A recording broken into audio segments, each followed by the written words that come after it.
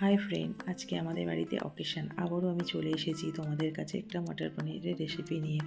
তো কারণ কি আজকে আমাদের বাড়িতে আইবুড়ো ভাতের প্রোগ্রাম চলছে। সেটা হলো গিয়ে বাবুর বান্ধবীর আইবুড়ো ভাত। তো সেই বান্ধবী যেরম সেরম বান্ধবী না, ওটা হচ্ছে স্কুল লাইফের বান্ধবী। তো স্কুল টাইমের বান্ধবী, তার জন্য তো ভালো কিছু করা যাবে, কিন্তু কিন্তু হচ্ছে দুঃখের মধ্যে হচ্ছে ভেজ। এবার ভেজ যখন মাছ মাংস কিছুই চলবে না, তাহলে কী রান্না হবে একটাই আমার মাথায় ঘুরছে, সেটা হলো পনির। তো ভাবলাম এখন শীতের সময় মটর পনিরই বানানো যাক। তাহলে মটর পনিরই বানানো স্টার্ট করছি। তেল নিয়েছি, তেলের মধ্যে তেল দিয়েছি, তেলের মধ্যে আমি পনিরটা দিয়েছি। পনির দিয়ে লঙ্কা গুঁড়ো, হলুদ গুঁড়ো, লবণ দিয়ে আমি হালকা করে পনিরটা ভেজে নিয়েছি। ভেজে নিয়ে একটু লাল লাল হয়ে গেছে, ভেজে আমি নামিয়ে নিচ্ছি পনিরটা। নামাবার পর আমি কড়াটা পরিষ্কার করে নিয়েছি। করে নিয়ে ওই কড়াতে আমি আবার তেল দিচ্ছি। তেল দিয়ে তেলটা গরম করছি। তেলটা গরম হয়ে এসেছে। আমি ওর মধ্যে একটু জিরে দিয়েছি, গোটা গরম মশলা দিয়েছি, তারপরে একটা এলাচ দিয়েছি। এলাচ দিয়ে ওর মধ্যে বেশ একটু লাল হয়ে গেছে, ভালো সেন্ট ছেড়েছে। তারপরে আমি ওই তেলের মধ্যে আমি পেঁয়াজটা দিয়ে দিয়েছি। এবার পেঁয়াজটা আমি ভাজছি। পেঁয়াজটাও বেশ লাল লাল করে ভেজে নিচ্ছি।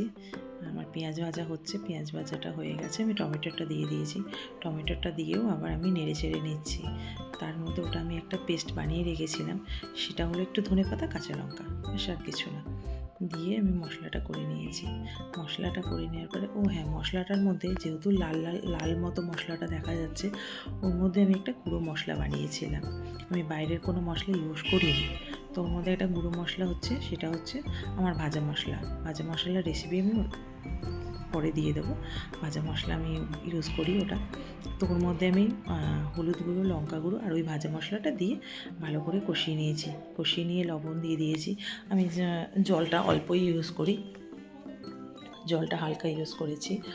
তারপরে ওর মধ্যে আমি একটু মটর, ভালো করে মশলাটা কষে গেছে, আমি ওর মধ্যে কড়াইশুঁটিটা ইউজ করেছি। কড়াইশুঁটিটা হচ্ছে আমি সিদ্ধ করিনি, কাঁচা কড়াইশুঁটি দিয়ে দিয়েছি, যাতে ভাজতেই কড়াইশুঁটিটা ভালো করে হয়ে যায়।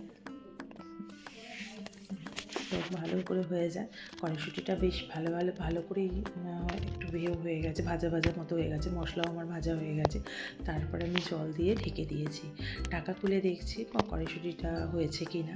ভালো ফুটে উঠেছে, কড়াইশুঁটিটা দেখলাম হয়ে এসেছে, মানে 50%-এর ওপর কড়াইশুঁটি হয়ে গেছে। এবার আমি পনির দিয়েই দিতে পারি। তারপরে ভাজিয়ে রাখা পনিরটা আমি দিয়ে দিয়েছি। পনিরটা আমি নেড়ে চেড়ে নিয়েছি। পনির হচ্ছে, তো পনির তো বেশিক্ষণ করতে হবে না, ফোটাবার দরকার নেই।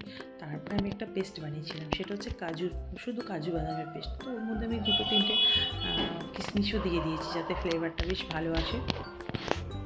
তারপরে আমি ওর মধ্যে আমি চিনিটা অ্যাভয়েড করি, চিনিটা সেরকম একটা খাই না। মিষ্টি তো আমরা বাঙালি, যেহেতু আমাদের একটু তরকারিতে মিষ্টি মিষ্টি হলে ভালো লাগে। তো আমি ওর মধ্যে মধু দিয়েছি তার কারণে। তারপরে আমি আমুলের ক্রিম আমি ইউজ করিনি, আমি হচ্ছে বাড়ির দুধের ক্রিম ইউজ করেছি। তারপরে আমি ওর মধ্যে বাটার দিয়েছি, বাটার দিয়ে আবারও নেড়ে চেড়ে নিয়েছি। নেড়ে চেড়ে নামার পরে একটু ফুট ধরেছে, আবার ফুটটা ধরেছে যখন, আমি ওর মধ্যে একটু ধনেপাতা দিয়ে দিয়েছি, চামচে করে দিয়েছি ধনেপাতাটা,